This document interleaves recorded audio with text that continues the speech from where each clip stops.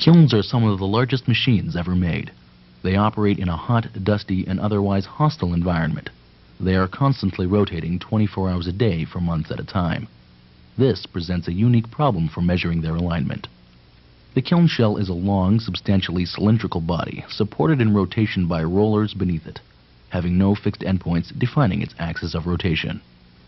How then can we determine whether the several sets of rollers along the length of the shell are actually holding it in a straight line? It is the very act of rotation that provides a unique solution to this question. Previous methods have always established alignment by working through the geometry of the support rollers and tires. But measuring their dimensions and positions on machines this large, while they are in motion and with irregularly worn surfaces, present many difficulties which compromise the results. By viewing the shell alone as a body suspended in space without consideration of how it is supported, rotation alone is used to establish the linearity of its axis of rotation. The following animation illustrates this simple concept.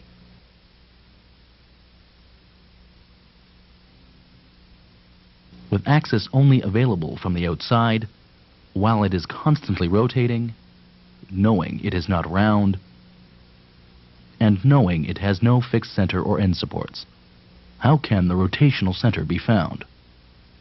During the course of one rotation, through the means of non-contact measurement, all positions of the shell are measured.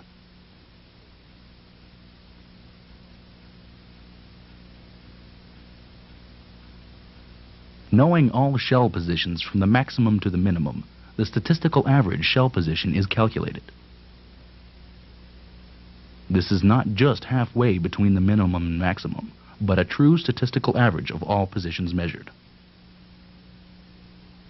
Similarly, the statistical average shell position is measured in two other locations.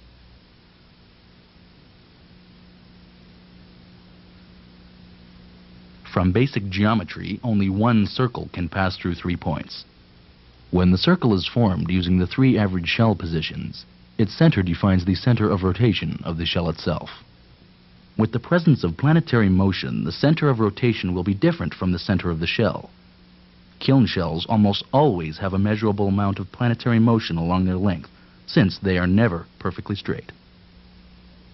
The procedure is repeated at all points of interest. Centers are identified by the coordinates within a known reference grid. By selecting an optimum reference line, the deviations in position of the centers of rotation are quantified.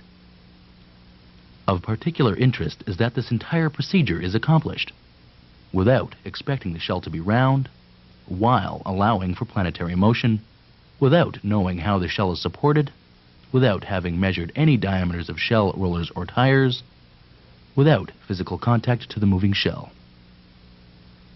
The state of alignment based on the centers of rotation has now been established.